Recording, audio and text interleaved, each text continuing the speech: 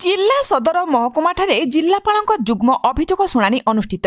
रायगढ़ जिला प्रशासन तरफରୁ जिला सदर महकुमा स्थित जिला परिषद सद्भावना सभागृहଠାରେ जुग्म अभियोग शुणाणी अनुष्ठित हो जाइछि।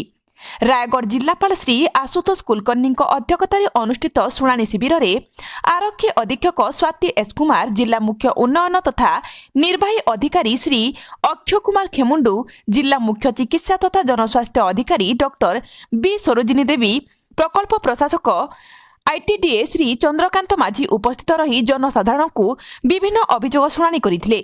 आज मोट 70टी अभियोग जिलापालଙ୍କ पाखକୁ आसीथिला। सेथिमध्यरु 52टी व्यक्तिगत अभियोग थिला बेले 18 गोटी ग्रामवासी मानकर सामूहिक अभियोग थिला। 8 जनक स्वास्थ्य समस्या अभियोग थिला। सेमानक मध्यरु 5 जनकु मुख्यमंत्री सहायता पांठिरु 1,10,000 टंका एवं 3 जनकु जिला रेडक्रॉस फंडरु 25,000 टंका आर्थिक सहायता प्रदान करिथिले। जिलापाल आजिर अभियोग गुड़िक पाइला परे विभागीय अधिकारी मानकु तुरंत फैसला निमंते निर्देश देइथिले। एही शिविर में जिला स्तरीय विभिन्न विभागीय अधिकारी योगदान करथिले। रायगढ़ प्रसाद साहुकार रिपोर्ट प्रतिज्ञा लाइव।